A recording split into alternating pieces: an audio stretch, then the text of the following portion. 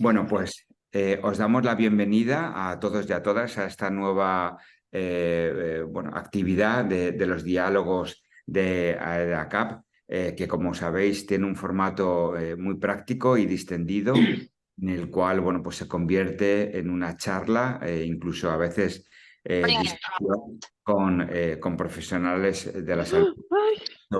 Tenemos, perdón, a el doctor Bartomeu Masuti, que es oncólogo, que luego os presentaré y os leeré una breve reseña de su currículum para que lo conozcáis más. También creo que es importante que, perdonad, creo que voy a estornudar.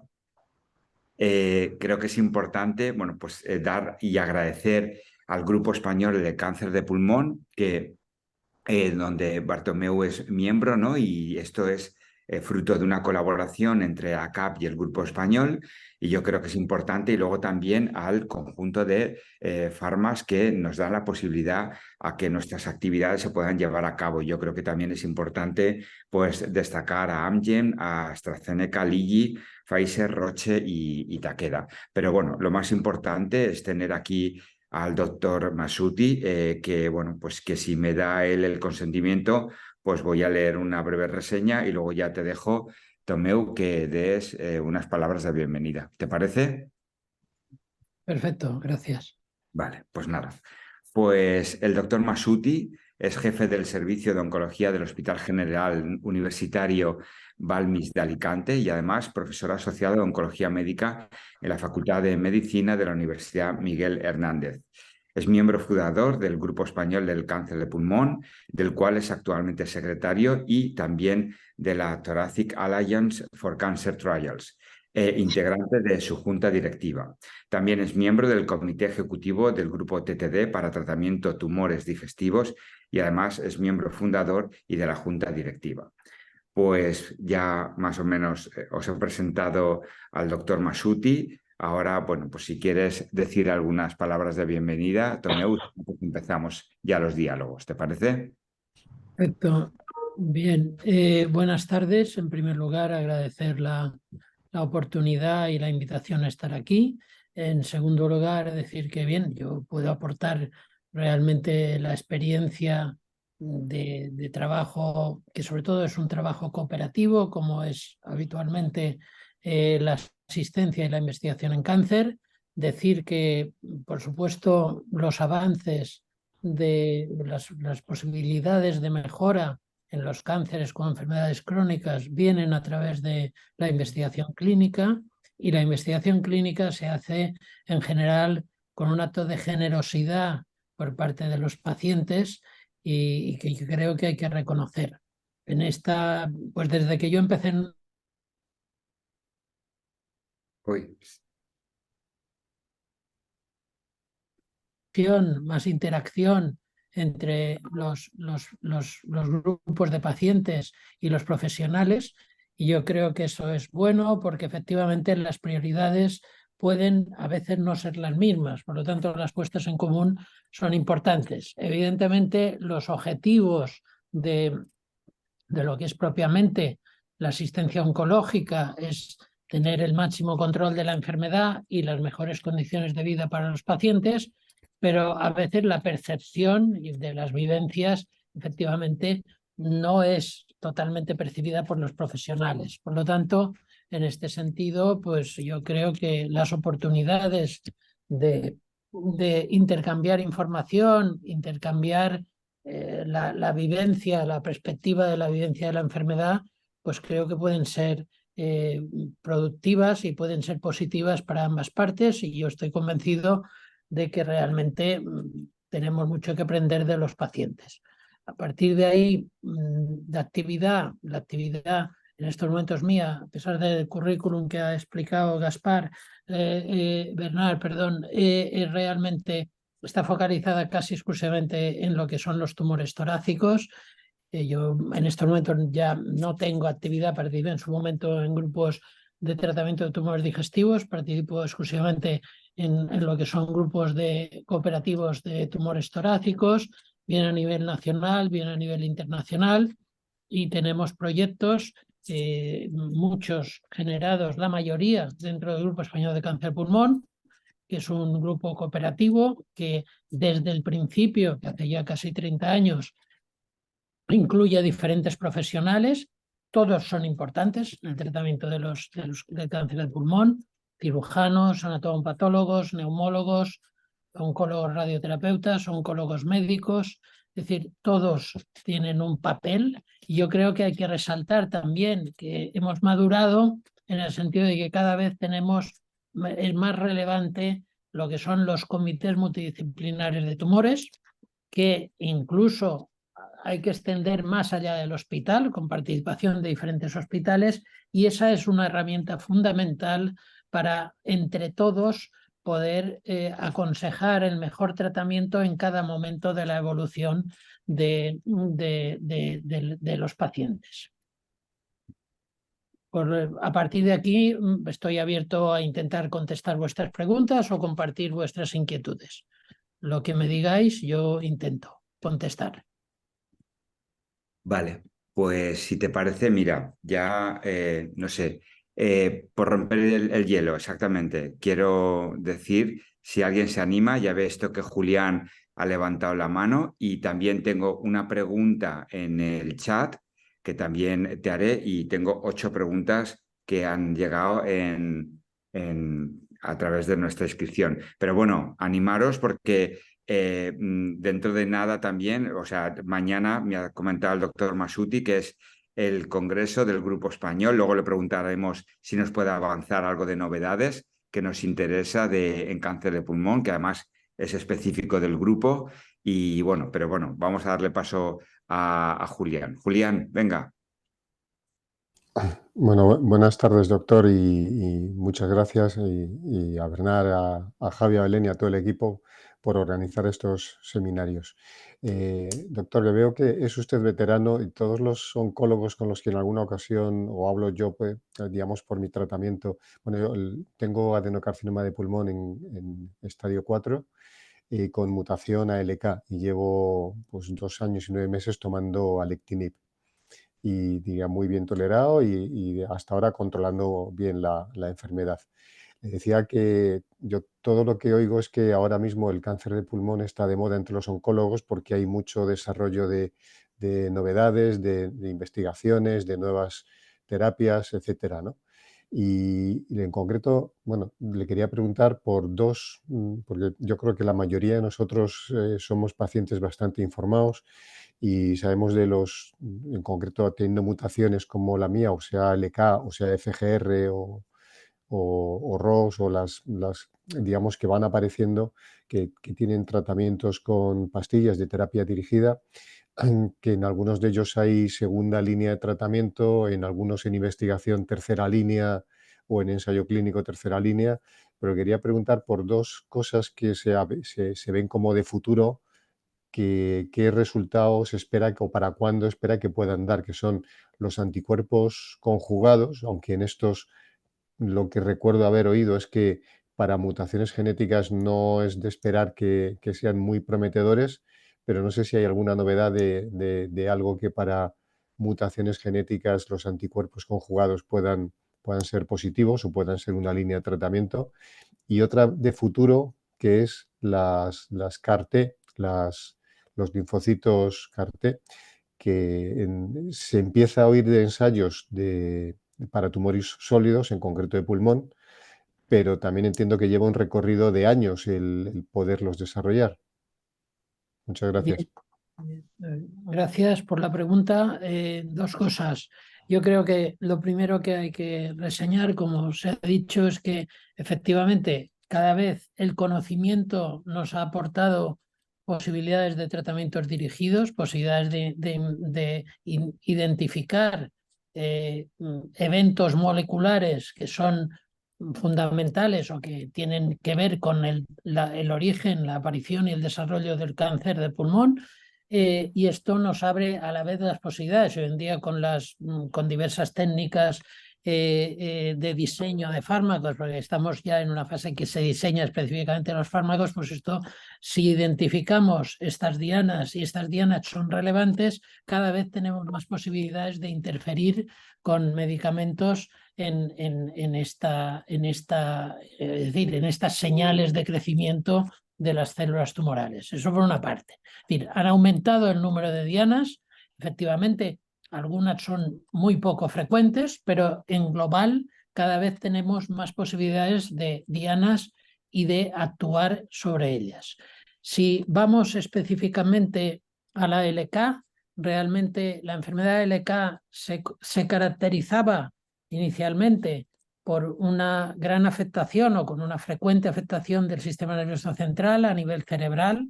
Los nuevos fármacos, entre ellos el alectinib, también el brigatinib y el lorlatinib, pues entran mejor, penetran mejor en el sistema nervioso central y han controlado de una forma, yo diría, muy satisfactoria esta evolución negativa de la enfermedad. Por lo tanto, es decir, en estos momentos, efectivamente, en la enfermedad LK tenemos como mínimo 2 líneas de tratamiento dirigido. Después, en tercera línea, puedes recurrir también a la quimioterapia, que tiene una cierta eficacia. La inmunoterapia es menos eficaz en la enfermedad LK y hay ya fármacos bastante adelantados en desarrollo y en proceso de investigación que pueden suponer una tercera línea de tratamiento dirigido o una cuarta línea de tratamiento en general. Todo eso, es decir, en lo que es la enfermedad LK. Es decir, que realmente se han producido muchas novedades en un periodo temporal corto para lo que es el desarrollo del conocimiento de las enfermedades y de las posibilidades terapéuticas. Esto en relación a la LK.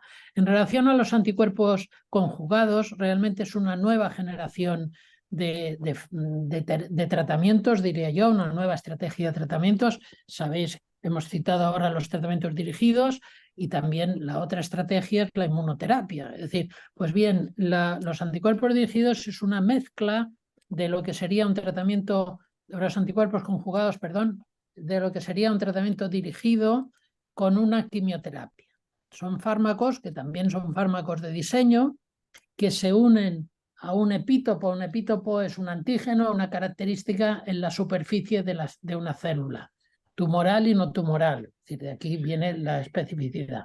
Y esto, una vez unido, libera, diríamos de una forma más directa, el componente, el anticuerpo conjugado tiene varios componentes. Uno es lo que identificaría el epítopo, el antígeno, la característica de la célula, la característica diferencial de la célula tumoral, y otra, ligado a esto, va un componente de quimioterapia, de tal forma que permite una quimioterapia, diríamos, más localizada. Esto a su vez tiene un efecto sobre las células. La recirculación de este fármaco afecta también a las células del entorno, aunque no expresen el epítopo, el antígeno que los identifique. Por lo tanto, realmente yo creo que sí, que ya tenemos resultados con anticuerpos conjugados, están para quedarse y para desarrollarse. Tenemos resultados en cáncer de pulmón no microcítico en dos escenarios. En segunda línea, después de un tratamiento con quimioinmunoterapia, independientemente de marcadores, de biomarcadores, y también tenemos resultados en casos de cáncer de pulmón con alteraciones genómicas en estos momentos también como segunda línea. Pero no es, el único matiz que haría lo que comentabas es que realmente sí hay un papel claro de los anticuerpos conjugados en las enfermedades, en los cánceres de pulmón con dianas moleculares. Es decir, no como primer tratamiento en estos momentos, pero sí como tratamiento en caso de resistencias, y tiene lógica pensar que este papel se va a ensanchar. ¿Por qué? Porque estas enfermedades tienen una característica diferencial, es decir, estos tumores tienen una característica diferencial, y por lo tanto esto nos permite llevar la quimioterapia citotóxica de una forma más concentrada y más localizada. Y luego lo que son las CAR-T es una forma de extraer los linfocitos, manipularlos y reinfundirlos, es decir, que vendría a ser una inmunoterapia potenciada, pero en estos momentos hay en lo que son los tumores sólidos es un área de investigación. Toda la investigación básica y clínica en estos momentos se acelera muy rápidamente, pero yo no auguraría resultados en tumores sólidos hasta posiblemente pasados 5 o 10 años, porque es mucho más complejo. Además hay que tener en cuenta otra cosa, las CAR-T se elaboran paciente a paciente, lo cual no es solamente los costes, sino que el proceso de obtención de los linfocitos, de la expansión que se realiza fuera, primero hay una extracción de linfocitos, luego una manipulación, diríamos, y una expansión y luego una reinfusión, todo esto a día de hoy existen pocos CAR-T, diríamos, académicos, de centros académicos, uno de ellos es español, efectivamente, pero en general son compañías multinacionales con una alta capacidad de laboratorios de alta tecnología y realmente yo creo que las CAR-T nos falta bastantes años para poder ver una aplicación en la práctica, que parten de un racional que es importante, luego plantean unos problemas diferentes que, claro, estimulan mucho la inmunidad y como ocurre en la inmunoterapia, pues si tú tienes aparecen enfermedades autoinmunes, si tú no eres capaz de controlar la respuesta inmune frente diríamos, al componente sano de los cuerpos. Pero realmente, el resumen es enfermedades con dianas. En estos momentos, en muchos de ellos ya tenemos segundas y se investigan terceras líneas y la quimioterapia puede tener un papel también, con lo cual alargamos mucho las posibilidades del tiempo en tratamiento. Segundo, los anticuerpos conjugados son ya una realidad y van a desarrollarse posiblemente en enfermedades sin dianas más en primera que en segunda línea, aunque ya hay datos que se presentaron en ESMO en Madrid este mes pasado en segunda línea que mostraban una superioridad, aunque era una superioridad limitada, pero frente al docetaxel, que es el fármaco quimioterápico de segunda línea. Y sí tienen un papel, y yo creo un papel creciente en lo que son los cánceres ligados a alteraciones moleculares. Muchas gracias, doctor. Gracias, Julián, y muchas gracias, Tomeu. La verdad es que una explicación extraordinaria de cada una de las nuevas o de las novedades, ¿no?, que hay en cáncer de pulmón que con tanta, bueno, pues a veces ganas, ¿no?, tenemos los pacientes de que existan, ¿no? Y es gracias al fruto de vuestra investigación, de vuestro trabajo y que nosotros al fin y al cabo estamos en vuestras manos, ¿no? Entonces, bueno, pues muy bien, la verdad es que una explicación muy buena. Bueno, pues no se anima a nadie más a preguntar o si no, pues yo diré. Hay una pregunta en el chat. Sí, la voy a preguntar, sí. Perdón. Sí, era uno por si alguien se animaba a preguntar de viva voz. Pero bueno, hay dos preguntas en el chat. Voy a ir a por la primera, ¿vale, Tomeu? A ver, dice, estoy leyendo que para EGFR se están realizando varios estudios combinando fármacos TKI más quimio y viendo que eso puede alargar la supervivencia. ¿Por qué estos estudios no llegan a Europa o por lo menos a España para LK o ROS1? El ejemplo, no se aplica lorlatinib más quimio cuando falla lorlatinib, sino que directamente se les pasa a quimio. Y eso que se sabe que el lorlatinib protege mejor la barrera hematoencefálica que la quimio a estos pacientes. Bien, podríamos contestar en dos sentidos. Es decir, en principio, lo que es efectivamente en el Congreso Mundial de Cáncer de Pulmón de este año se presentó un resultado de un ensayo comparativo que pacientes con mutaciones de GFR como primer tratamiento se aleatorizaban, se asignaban o bien a osimertinib, que es el fármaco de referencia en estos momentos para tratamiento dirigido a la enfermedad de GFR, o bien osimertinib más quimioterapia. Bien, estos pacientes al final tenían un beneficio en lo que se llama tiempo a la progresión o progression free survival, es decir, tiempo de control de la enfermedad. Los pacientes que recibían quimio más osimertinib tardaban más en progresar que los que recibían osimertinib de entrada. En términos de progresión, no hay datos todavía maduros de supervivencia. Y además, claro, hay que asumir los efectos secundarios adicionales de la quimioterapia. Por lo tanto, en el subgrupo que parecía, era un subgrupo, era un análisis de un subgrupo, por lo tanto no tenía un volumen de pacientes que permitiera tener una fiabilidad estadística alta, una significación estadística, pero sí, el subgrupo de pacientes que al inicio tenían metástasis cerebrales se beneficiaban más del tratamiento combinado, pero en primera línea. Es una posibilidad, en teoría, en este país solamente está financiado el osimertinib como agente único, pero posiblemente, independientemente de que, claro, se supone que esto tiene que ser valorado en primer lugar por las agencias reguladoras, que sería la EMA, la agencia europea, pero luego realmente esto tendría, yo creo que sería bastante asumible para lo que es el sistema sanitario en cuanto a impacto presupuestario, porque todos los pacientes reciben osimertinib y lo que haría es añadir en algunos casos la quimioterapia, que en estos momentos tiene un coste, digamos, bastante marginal para lo que son los costes económicos del sistema. Otra cuestión son los efectos secundarios. Es decir, y por eso este escenario yo creo que en primer lugar habría que plantearlo con el paciente y hacer una decisión compartida con el paciente sobre si podemos tener más control inicial de la enfermedad.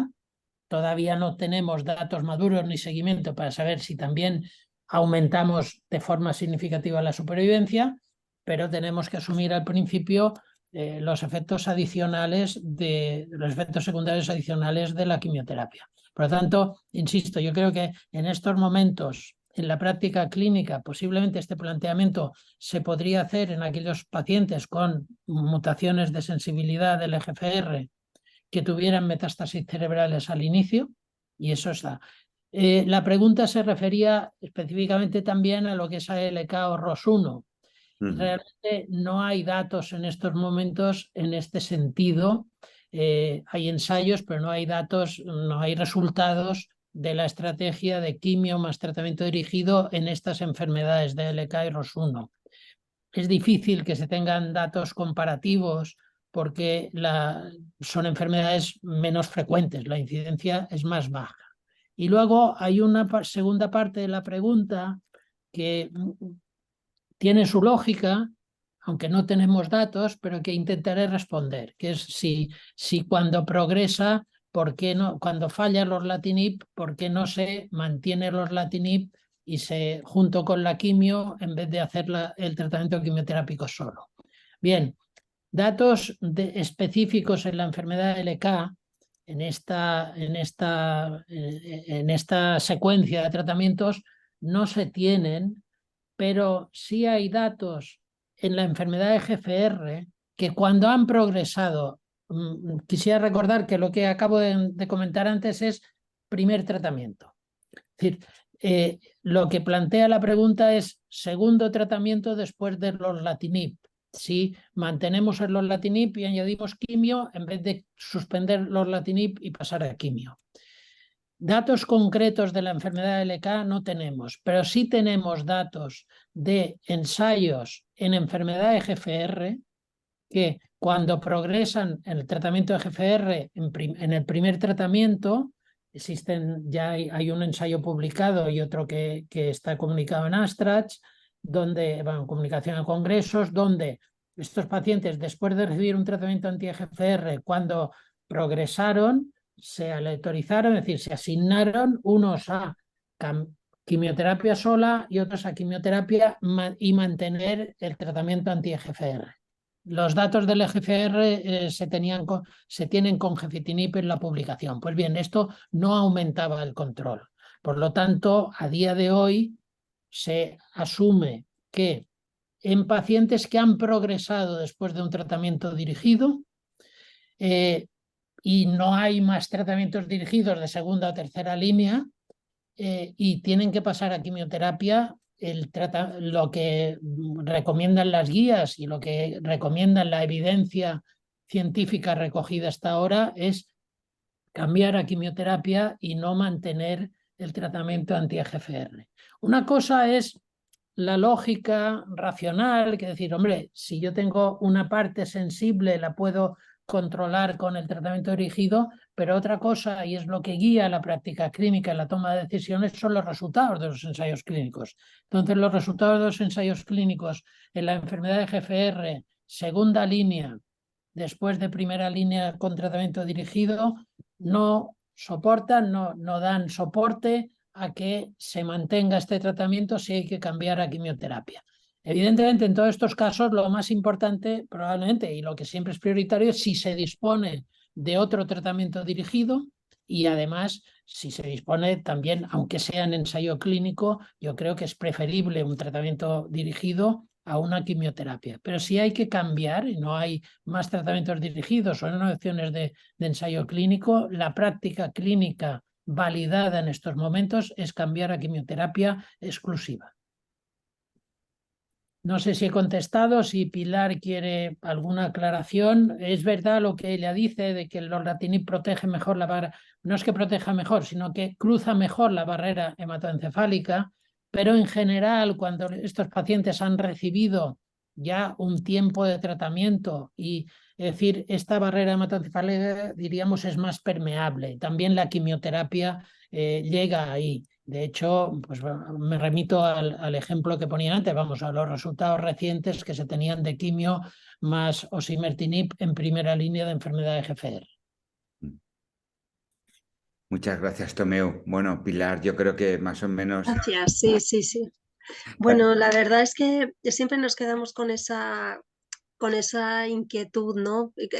Realmente el hecho de que seamos menos en número, pues hace que también el número de estudios sea inferior. Y cuando nosotros lo que vemos es que la gente de Estados Unidos sí que lo está aplicando de forma más o menos rutinaria, ahora ya cuando llega Nuvalent, pues es cierto que ya tienes un ensayo más, pero realmente es como quitarte como una bala a lo mejor antes de tiempo que todavía puedes aguantar, ¿no? Es la sensación que tengo. El otro día salía en una sesión en la que hablaban de Aleca y lo que decían era que si una persona no había progresado a nivel cerebral, ¿por qué quitarle el lorlatinib cuando el lorlatinib está protegiendo mucho más que la quimio se sabe que no llega bien?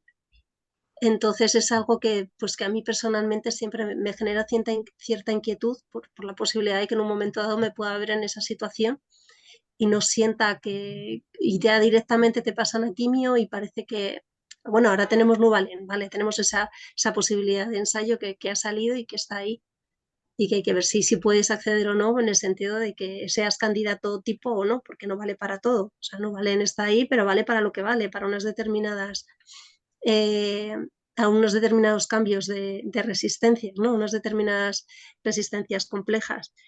Entonces, bueno, pues eso era mi planteamiento, porque realmente sensibilizar de que eso yo creo que puede ser bueno en determinados pacientes y bueno, pasarle directamente a quimio, pues bueno, es una opción más, pero quizá te quitas una barrera de protección, nada más. Sí, entiendo perfectamente el razonamiento. Lo que pasa, ya digo, no tenemos evidencia en esta situación y la inferencia de situaciones análogas, no diré similares, pero análogas, en principio no muestra impacto en la clínica de esta estrategia, insisto, no específicamente en la enfermedad LK, por lo tanto, yo puedo compartir un poco la inquietud de que si un paciente progresa extracranealmente y hay que cambiar, es decir, porque ya ha llevado una o dos líneas de tratamiento dirigido anti-LK y hay que cambiar a quimioterapia, pues pueda causar una cierta inquietud, una cierta preocupación el abandonar el lorlatinib a efectos de que podría ocurrirnos una progresión a nivel del sistema nervioso central, a nivel cerebral. sí, existe un racional, pero ya digo, no tenemos datos en estos momentos. Y una cosa que quería decir aquí, y un poco me viene al hilo, es realmente en todos los casos en los cuales hay dianas terapéuticas, es decir, aquellos casos con tratamientos dirigidos, y también en los casos que reciben inmunoterapia, el concepto de lo que llamamos oligoprogresión, es decir, que progresa solamente una parte de la enfermedad, no todas, cuando estamos hablando de enfermedad metastática a diferentes niveles, eso sí que es, yo creo que en eso sí que tenemos evidencia ya, empezamos a tener evidencia más consistente, es decir, no es necesario cambiar todo el tratamiento si podemos añadir tratamientos locales. Tratamientos locales básicamente en lo que es técnicas especiales de radioterapia, como se llama radioterapia esterotáxica, la radiocirugía a nivel cerebral, etcétera, son herramientas que están accesibles en, yo diría, en casi todos los casos y que yo estoy seguro estoy seguro que tienen una utilidad y un uso creciente y son válidas. Y eso sí que permite, y tenemos datos que permiten mantener el tratamiento de base, no porque haya progresado, pues por ejemplo, una lesión suprarrenal o una lesión cerebral, si el resto de la enfermedad está controlada, hay que cambiar radicalmente, se puede mantener el tratamiento de base, sea sobre todo tratamiento dirigido o inmunoterapia, y tratar con medidas locales, fundamentalmente la radioterapia, pero en algunos casos incluso una cirugía, la zona limitada en donde existe progresión de la enfermedad. Muchas gracias, Tomeu. Gracias, Pilar, también a ti, por la pregunta. Gracias a vosotros. Nada. Bueno, pues un poco al hilo de lo que comenta Pilar en la última parte de la pregunta, es decir, que puesto que el lorlatinib protege mejor la barrera de hematoencefálica, hay una pregunta aquí que nos llegó a través de la parte de la inscripción que dice bueno, ¿mejoran las metástasis cerebrales con lorlatinib? Yo creo que ya las has explicado, ¿no? ¿Qué, Tomeu? Sí, no, evidentemente el lorlatinib posiblemente es el fármaco que tiene más respuestas a nivel cerebral, pero también tiene respuestas el alectinib y el brigatinib, básicamente. El que tiene menos respuestas es el crizotinib, que en estos momentos es un fármaco que sí, que hay pacientes que todavía lo llevan y porque mantiene el control de la enfermedad, pero realmente diríamos el talón de Aquiles de la debilidad del crizotinib es precisamente a nivel del sistema nervioso central. Entonces, si hay enfermedad al diagnóstico en el sistema nervioso central, es evidente que hay que ir posiblemente en estos momentos más a lorlatinib, aunque también podríamos considerar alectinib y brigatinib, que tienen un perfil de efectos secundarios algo más suave, diríamos, algo menos complejo. Muy bien, muchas gracias, Tomeu. Bueno, pues a ver, ¿alguien se anima a preguntar o pregunto la del chat? Bueno, voy a preguntar la del chat. Bueno, ¿qué novedades hay en adenocarcinoma con mutación EGFR? ¿Habría posibilidad de combinar tratamientos con oncotermia? Bien, a ver, las novedades las hemos citado anteriormente. Básicamente, efectivamente, hay fármacos en desarrollo, más allá de los osimertinib, pero hay dos tipos de novedades. Una que hemos citado anteriormente, que es la combinación con quimioterapia de entrada como primer tratamiento, ya lo he comentado anteriormente. Y el segundo, es decir, las segundas novedades vienen básicamente a través de un fármaco que es un anticuerpo conjugado que se llama amivantamab.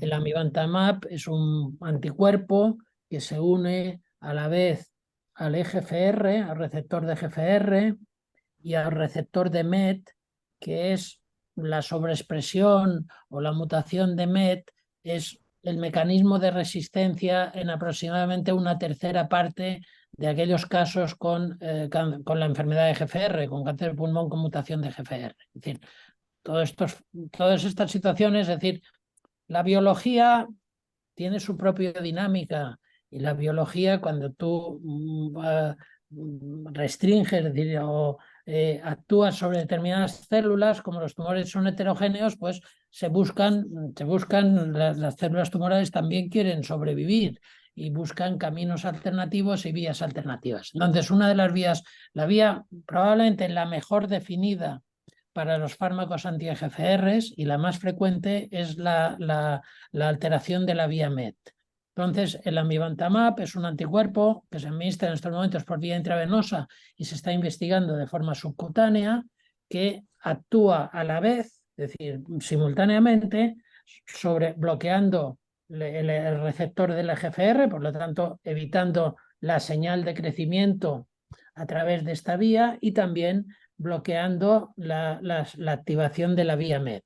Entonces, ¿tenemos datos? Sí, tenemos datos en segunda línea, están publicados online en el Annals of Oncology, se presentaron en ESMO en Madrid hace unas semanas, en decir, pacientes que han llevado osimertinib en primera línea, enfermedad de EGFR, mutaciones de sensibilidad de EGFR, cuando progresan, ya lo citábamos antes ahí, es decir, en general lo que se considera el tratamiento estándar era la quimioterapia. Después de osimertinib, había otros fármacos dirigidos anti-EGFR que si se utilizaban antes de osimertinib, luego la mutación de resistencia, sobre todo las T790, permitía el uso de osimertinib y mayor eficacia que la quimioterapia en este escenario. Pero a día de hoy la mayoría de enfermedades de EGFR ya lleva osimertinib, porque es mejor tolerado, porque es más activo. Bien, cuando esto progresa, cuando la enfermedad progresa, a pesar de recibir o durante el tratamiento con osimertinib, la alternativa sería quimioterapia, pero están los datos de un ensayo clínico que compara quimioterapia versus quimioterapia más amivantamab, que es este fármaco que acabo de citar, un anticuerpo biespecífico, y otra rama, el estudio tenía 3 ramas, que era quimioterapia más amivantamab más lazertinib, que es otro fármaco anti-EGFR. Pues bien, tanto quimioterapia más amivantamab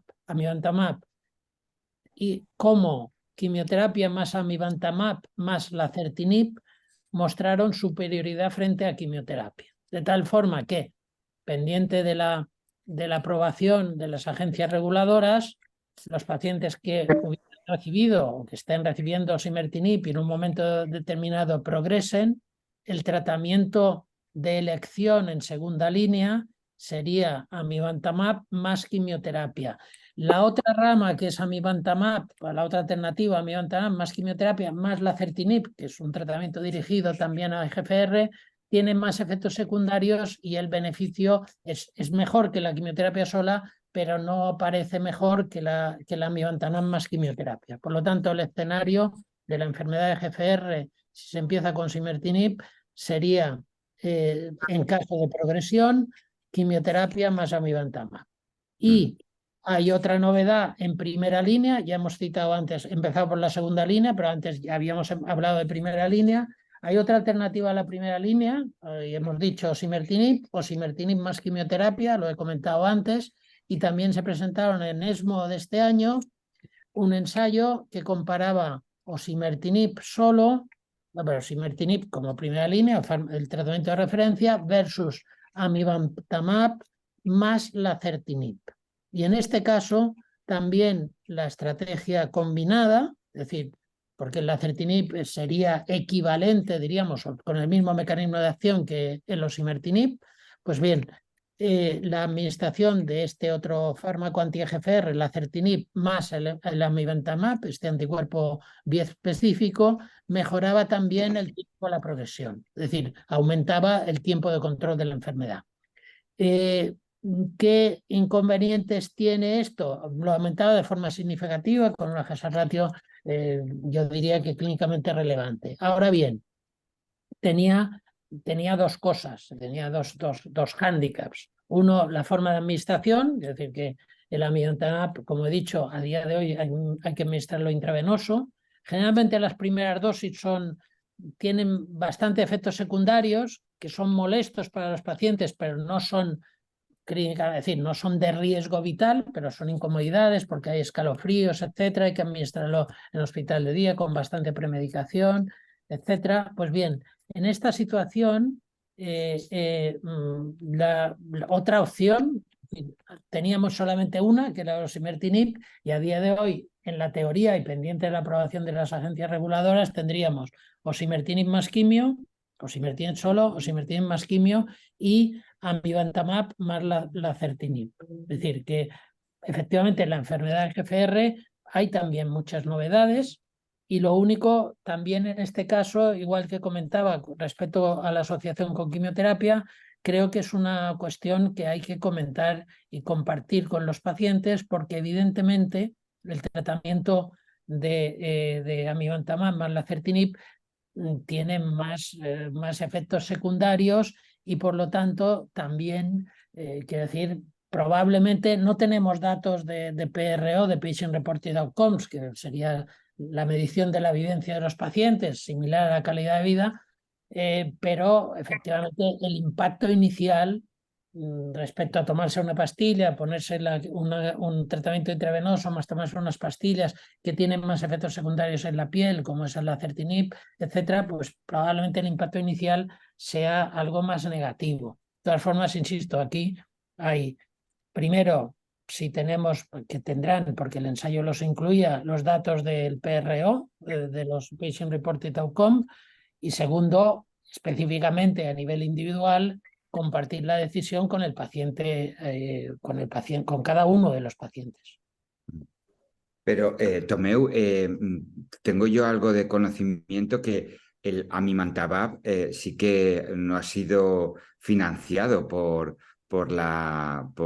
el ministerio, porque sí que es cierto que con lo que estás comentando tú y si hay ciertos resultados, ¿no?, positivos, ¿no?, conjuntamente con la quimio, pues sería también una garantía, ¿no?, para nosotros los pacientes que se pudiera aprobar el fármaco, ¿no? ¿Qué te parece? Pero a ver, la no financiación del amivantamab del ministerio se ha producido en en una enfermedad más minoritaria todavía, que es la inserción en el exón 20. La Vale, inserción en el exón 20 del EGFR es diferente a lo vale. que es la enfermedad de EGFR con mutaciones de sensibilidad, que básicamente hay tres grupos: la de elección en el exón 19, la mutación puntual en el 21 y luego ya un conjunto que se llaman mutaciones infrecuentes. Pero la inserción en el exón 20 es una enfermedad diferente. Entonces, en la inserción en el exón 20 es donde empezó el desarrollo del amivantamab. Y entonces, ahí sí que hay datos, no hay datos comparativos porque es muy poco frecuente. Y entonces, con estos datos, la EMA y la FDA, la Agencia Europea y la Agencia Americana, aprobaron el amivantamab.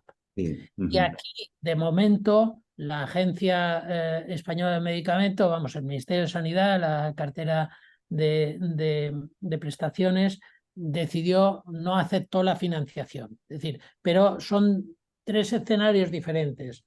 La inserción al exón 20, que está aprobada a nivel europeo y no se decidió no financiar y está pendiente de reevaluación en España, y este es amivantamab solo. La segunda línea en la enfermedad de GFR, diríamos, habitual, en las mutaciones de sensibilidad, que sería amivantamab más quimioterapia. Esto se ha presentado a la EMA. Primero presentarse a pruebas a la EMA y luego formará parte, vamos, se presentará en España y a nivel y se decidirá la financiación.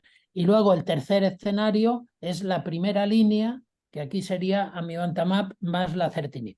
Por lo tanto, la decisión de no financiación se ha generado, se ha producido, aunque está en proceso de revisión, en lo que es la inserción del exón 20. La inserción del exón 20 es muy, muy minoritaria, es menos del 1% de los adenocarcinomas. Vale. Había una mano levantada. Sí, sí, tengo dos preguntas en el chat y también la mano de Gina. Gina, cuando quieras. Bueno, buenas tardes a todos. Yo soy uruguaya, estoy pasando la enfermedad aquí en Uruguay. Escucho un montón de nombres, me estoy interesando ahora en realidad de saber bien qué es lo que tengo. Estoy con erlotinib, que por lo que entiendo es antidiluviano, pero en mi caso está funcionando muy bien. Sí, si funciona, no, a día de hoy yo creo que no hay razones, salvo que haya demasiados efectos secundarios, para cambiarlo. Hay que tener en cuenta que en este escenario secuencial, porque precisamente porque se van generando novedades, pero uno no tiene que cogerse la última novedad si un tratamiento está funcionando y no está causando efectos secundarios inasumibles. Perdone que la haya interrumpido, pero disculpa, sigue. Es que... No, se quedó todo... Se Sí, corta a Gina. Gina se ha quedado congelada. Gina, mi comentario era que básicamente el erlotinib no es decir, es un tratamiento, diríamos, más antiguo en su momento de desarrollo, pero tiene una buena bloqueo de la vía EGFR y mientras esto funcione, si no hay unos efectos secundarios incómodos, yo creo que hay que mantenerlo. En caso de progresión, habría que mirar bien en una rebiopsia o bien en una biopsia líquida, es decir, una muestra de sangre, si ha aparecido la mutación de resistencia, que es la T790M, y si es así, habría que cambiar a osimertinib con muy buenas expectativas. Es decir, que en este caso ni siquiera habría que cambiar a la amivantamab si se produjera esta secuencia. Sí, aparentemente, no sé, en realidad me voy a informar, prometo, más adelante, cuál es el sistema que tenemos acá en Uruguay. Sé que el erlotinib es algo que me da el Estado, porque tenemos un Fondo Nacional de Recursos para ese tipo de cosas, ¿no? Y varias otras más. Ahora, mi pregunta es la siguiente, porque estoy aceptando todavía la enfermedad a pesar de que me lo diagnosticaron en el 2020, ¿no? En marzo, cuando empezó la pandemia. Somos enfermos crónicos, entonces, ¿no existe la posibilidad de una curación definitiva? No, yo creo que hay que ser honestos, los profesionales y todos en general, y hay que aceptar que estamos en una enfermedad crónica. Enfermedades crónicas que cada vez tienen más opciones de tratamiento y que incluso en algunos casos se puede pensar si hay posibilidades de interrumpir temporalmente el tratamiento. Pero decir honestamente que con medicamentos dirigidos podemos curar determinados cánceres, aunque sean dependientes de alteraciones moleculares, yo creo que esto no es honesto. Y es por lo que comentaba anteriormente, que las células neoplásicas también tienen su dinámica de buscar alternativas. Y por lo tanto emergen resistencias. Y lo que pasa es que cada vez tenemos más recursos para identificar las resistencias y para diríamos, bloquear de nuevo los mecanismos de resistencias. Esta es un área de un desarrollo absolutamente creciente, pero insisto, yo creo que no es honesto, yo no me consideraría honesto si dijera a día de hoy yo trato esto diciéndole le vamos a curar, pero evidentemente podemos cronificar esto durante muchos, muchos años. Claro, lo importante, y yo decía la vez pasada en otra reunión, es el costo-beneficio. Si estamos decididos a aceptar la situación, las molestias, en mi caso tuve reacciones terribles a nivel piel, todo. Yo creo que tuve todos los efectos colaterales en el primer mes de tratamiento y después ahora estoy en una meseta. Hace un año desaparecieron todos los tumores, quedó algo en el ganglio cerca del esófago de 11 milímetros, con poca captación en el PET. Así que creo que soy afortunada, pero me tengo que mentalizar que como la pastillita de la presión, el erlotinib va a ser mi compañero hasta que la vida decida. Sí, no, además, sí, perdona, Gina. Lo que tú dices es una característica precisamente, básicamente del erlotinib y del gefitinib y también del afatinib, que existe una taquifilaxia a nivel dérmico, a nivel cutáneo. Es decir, las reacciones a nivel de la piel son más molestas y más exuberantes al principio y se van atenuando.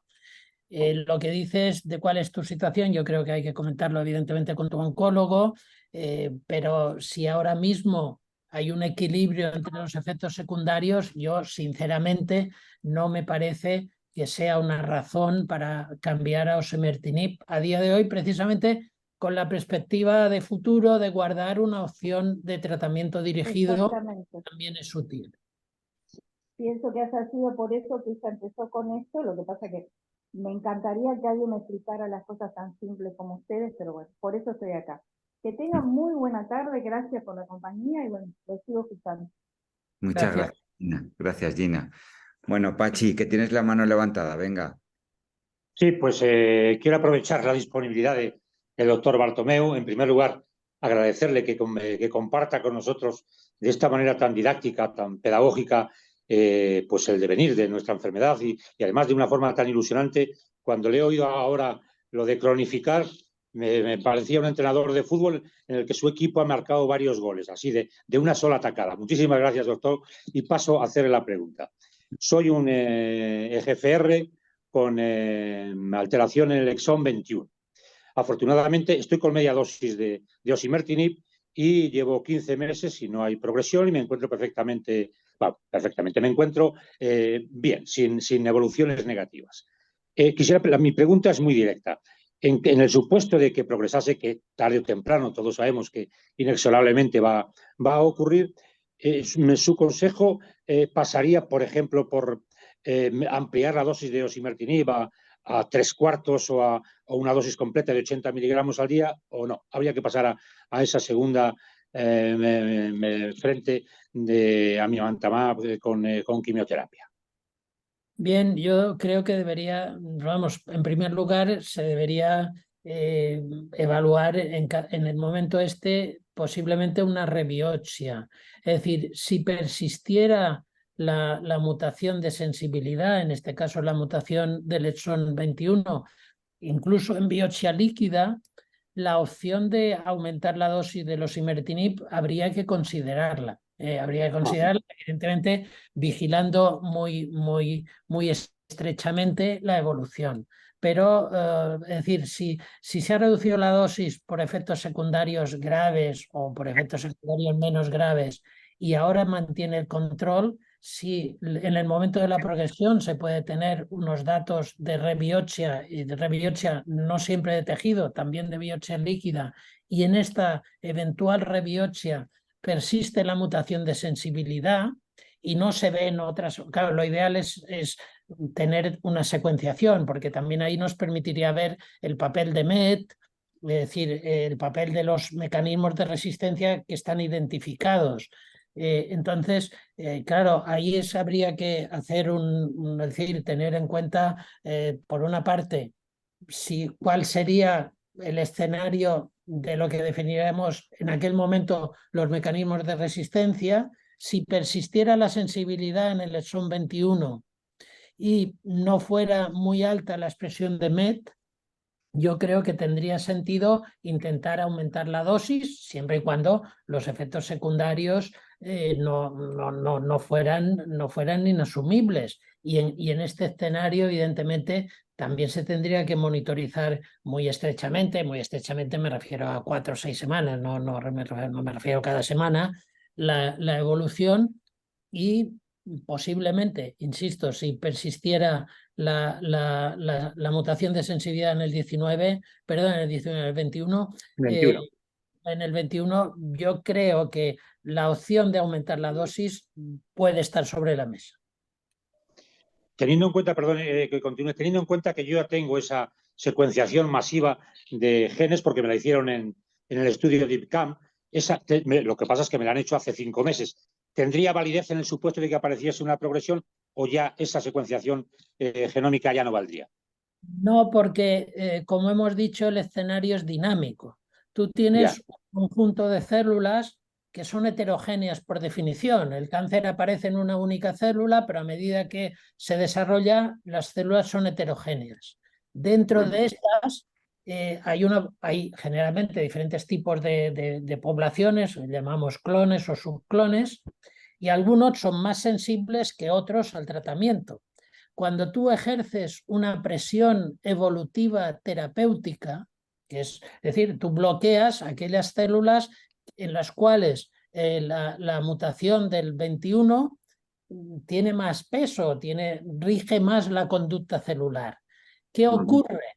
Que si tienes otra fracción de células en los cuales son menos dependientes de la mutación del 21, pues realmente tú vas reduciendo la población o controlando la población más sensible, pero de forma relativa te va a predominar la población menos sensible. Menos sensible, ya. Por lo tanto, en el momento de progresión hay que reevaluar la situación. No podemos inferir, decir, bien, aquí teníamos esto y no teníamos MET, por ejemplo, y decir, pues bien, ahora como ya hace 5 meses y hemos ejercido esta presión evolutiva terapéutica, pues dentro de 5 o dentro de 20 meses, no quería decirlo de 5, perdón, pero No, decir que realmente se espera que esto sea bastante más largo, el tiempo de control. Espero. En este momento tenemos que reevaluar la situación y decir qué predomina. Muy bien, pues muchas gracias, muy claro, doctor.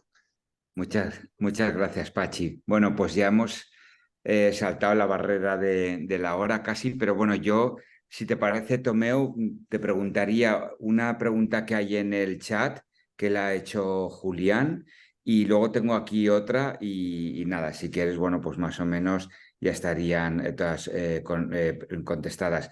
Julián, ¿vas a preguntar lo que has hecho en el chat o que has levantado la mano? Sí, hola Bernard. Sí, con una variante que si quieres la pregunto. Para El Chava preguntarlo. había puesto que el doctor había hablado del amivantamab como anticuerpo conjugado para FGR y preguntarle si hay alguno ya identificado con nombre y apellidos para LK, que fuera equivalente al amivantamab para FGR. Y lo otro que le iba a preguntar, ligado con lo que acaba de decir Pachi, es yo siempre que os oigo a los que tenéis FGR, habláis del exón 20, el exón 19, el exón 21. No sé si en los casos de ALK hay, y sé que hay hasta 5 variantes, y no sé si eso tiene que ver con que unas cosas son fusión con el ML, otras son translocación, o sea que hay distintos tipos, pero no sé si eso implica que pueda tener distintos o influir en tratamiento o tener distintos tratamientos. A ver, a día de hoy no implica es decir, las mutaciones son más identificadas, las fusiones depende, es decir, las fusiones es tú mezclas, diríamos, perdonen la simplificación, el contenido de 2 cromosomas en el momento de la duplicación, con lo cual la interacción cambia.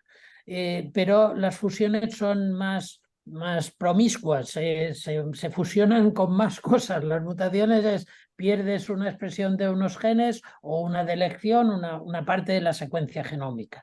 Las fusiones tú mezclas 2 partes de 2 cromosomas diferentes o de 2 partes que no estaban contiguas en el mismo cromosoma y a partir de ahí se desarrollan eventos. Con lo cual, sí sabemos que en determinados partners o socios de fusión o partes de fusión el pronóstico, es decir, el tiempo de control parece más corto y en otros más largo, pero a día de hoy no tenemos ninguna evidencia sólida de que según el partner de fusión haya que aplicar un tratamiento diferente. Esto en relación a esto. Dos comentarios. No tenemos, al menos con algún resultado, ni siquiera de fase 1, anticuerpos biespecíficos con ALK y otro, porque aquí los mecanismos de resistencia son diferentes, son más heterogéneos. Y la segunda cuestión, perdona, era esta. Teníamos lo de los partners. Sí, yo Sí, lo de un los comentario tipos. adicional. Sí, lo que pasa, sí que hay algunos datos de que otras alteraciones genómicas, no propiamente en el ALK, es decir, sino por ejemplo, la mutación adicional, las conmutaciones en el P53 y tal, pueden también llevar una menor duración de la respuesta. Pero el resumen es que no podemos utilizar, no hay razones para utilizar fármacos diferentes en función del partner. Hay algún caso publicado, perdona, sí, es decir, algún caso publicado que cuando tú haces biopsias, cuando puedes hacer biopsias líquidas secuenciales, hay un par de casos publicados, es decir, que no deja de ser anecdótico y de centros muy potentes con capacidad de tener técnicas de biopsia líquida, de detección muy profunda, es decir, con poca carga de variables. Entonces, en este caso, insisto, hay un caso, dos que yo recuerde, son pacientes que primero llevaron alectinib y después lorlatinib, y en el momento de la progresión se vio que uno de los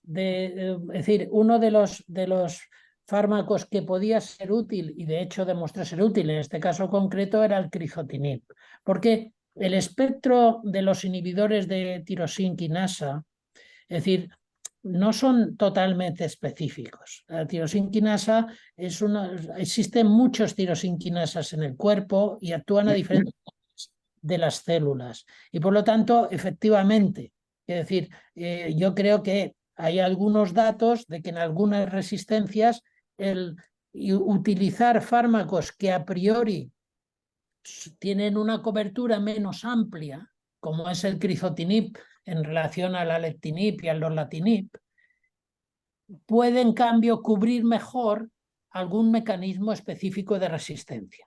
Ya.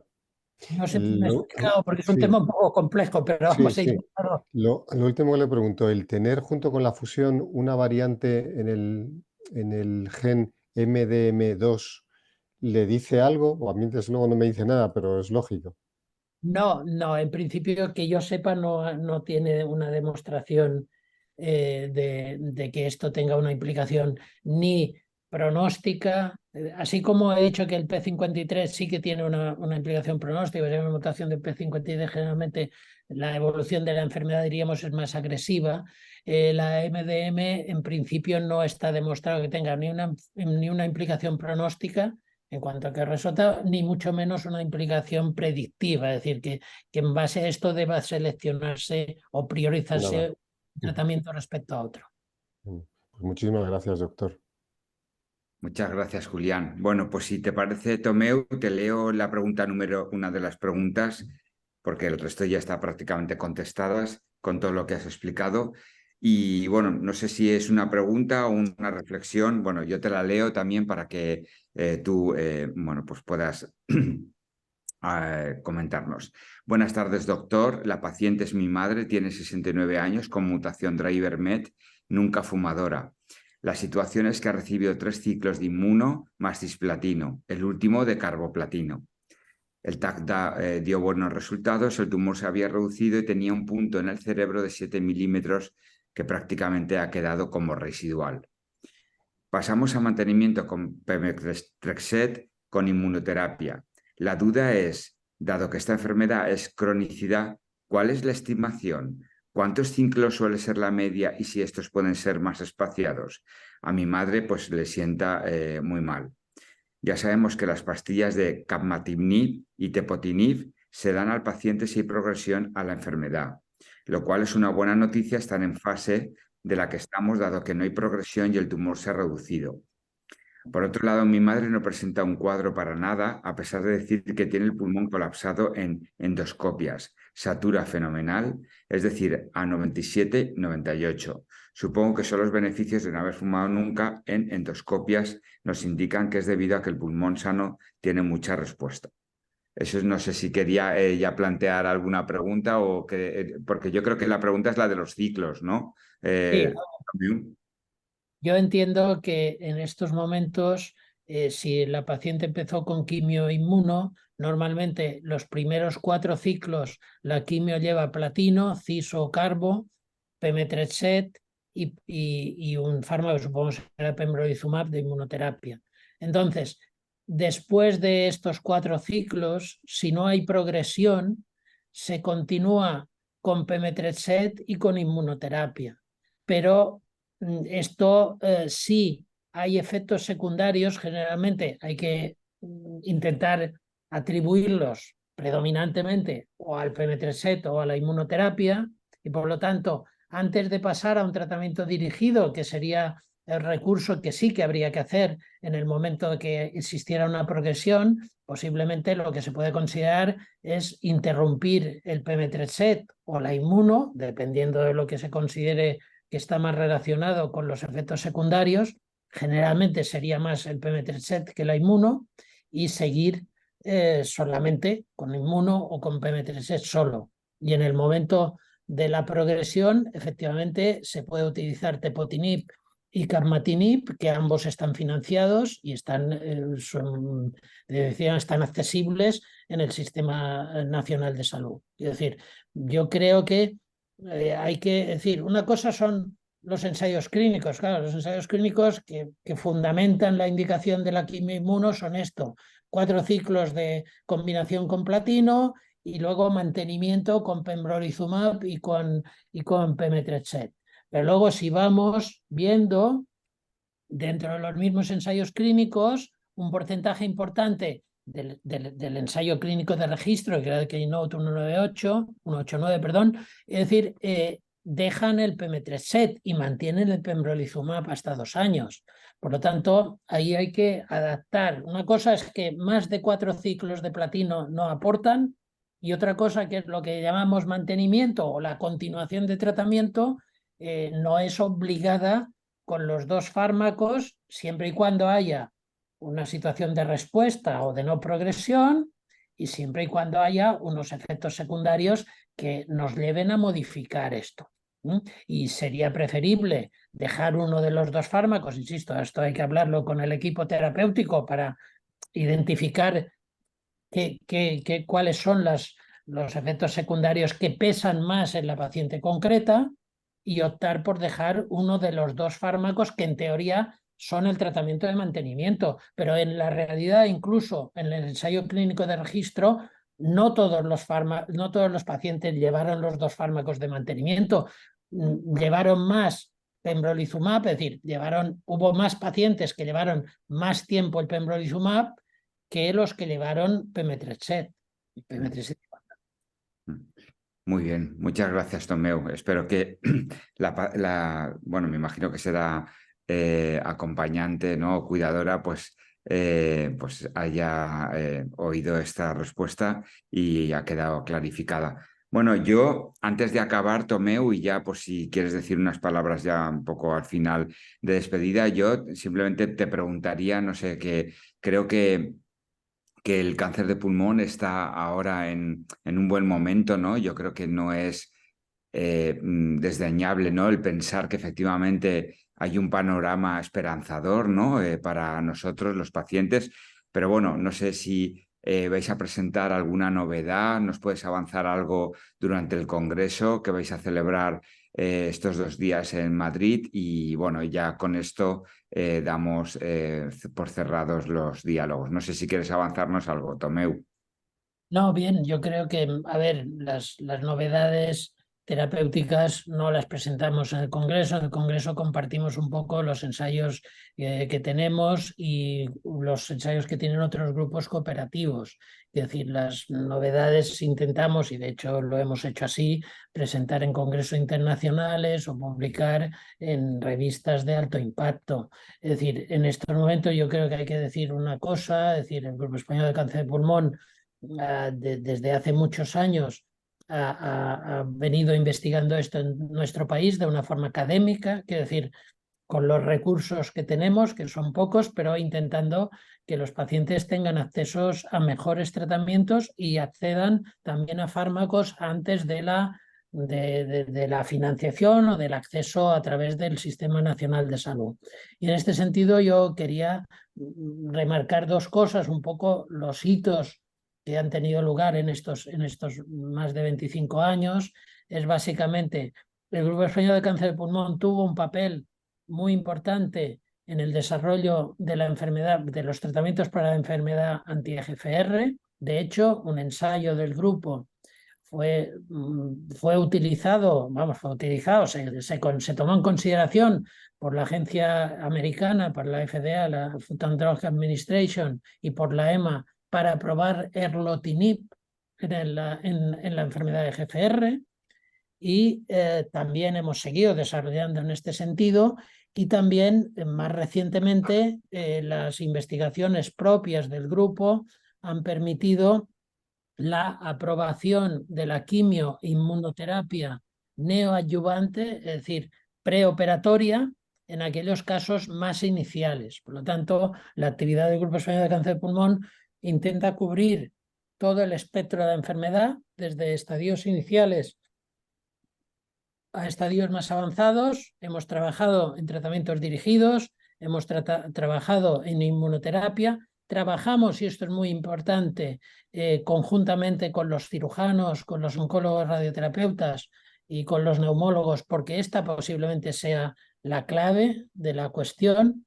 Y yo sí quería decir dos cosas, es decir, tenemos ya datos epidemiológicos de que en estos últimos años, en estos últimos menos de 10 años, la supervivencia global por subgrupos es mucho más alta, como hemos comentado antes, pero la supervivencia de cáncer de pulmón en estadios localizados ha subido de menos del 70%, del 69% al 80%, al 81%. Y en estadios avanzados se ha doblado, es decir, desde una supervivencia de un 10% a un 20%. Queda muchísimo por hacer, pero yo creo que estamos consiguiendo que los pacientes con cáncer de pulmón tengan más opciones curativas en estadios iniciales y que en los estadios avanzados tengan también una probabilidad de supervivencia mucho mayor. Hay que recordar en este sentido que una de las aportaciones de la inmunoterapia parece bastante consolidada, es que en enfermedad metastática con inmunoterapia, que se utiliza, como ya sabéis, sobre todo en los cánceres de pulmón que no tienen alteraciones moleculares o dianas moleculares, pues en estos casos la inmunoterapia en enfermedad avanzada, en situación metastática, consigue entre el 20 y el 30% de supervivencias de pacientes libres, de pacientes vivos a los 5 años. Esto hace 10 años era absolutamente inimaginable.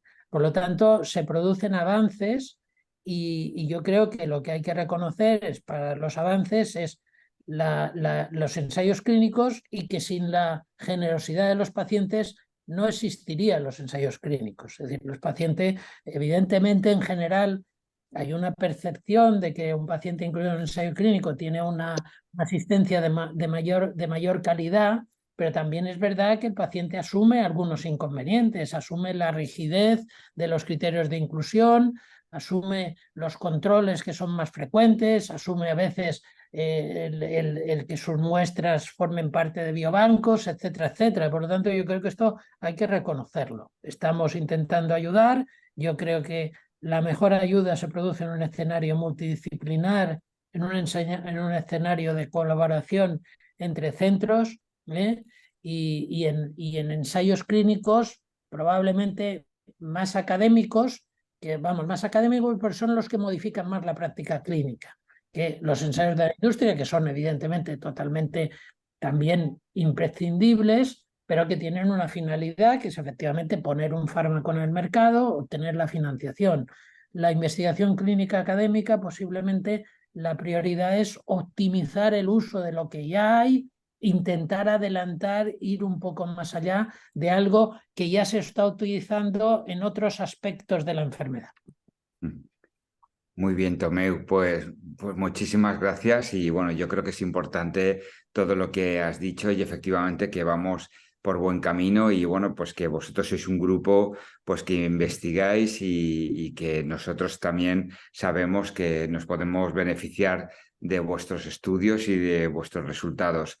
Yo nada, te quería dar las gracias en nombre de ACAP y también en nombre de todos los pacientes que te han escuchado y los que seguramente vayan a escucharte en nuestro canal de YouTube, porque también va a quedar grabado. Quiero también dar las gracias al Grupo Español, ¿no?, por habernos dejado poder colaborar en este espacio contigo como secretario, y bueno, que te invito cuando quieras a participar con nosotros en cualquier otra actividad o incluso en unos próximos diálogos. Estoy abierto a poder seguir compartiendo esto y a poder intentar ayudar no solamente a los pacientes del día a día, sino a un grupo de pacientes que efectivamente son cada vez más importantes para mover las cosas y para sensibilizar a la sociedad. Exactamente, yo creo que eso es lo más importante y entre todos lo conseguiremos porque es un trabajo común, nuestro y vuestro. Bueno, gracias a todos y a todas por haber estado aquí en los diálogos y bueno, nos emplazamos al próximo que haremos en diciembre o sí, seguramente. Y nada, y si no, pues en enero empezaremos el año con nuevos diálogos, ¿vale? Venga, pues nada, me alegro Un de saludo. vosotros. Dios. Gracias, un saludo. Gracias.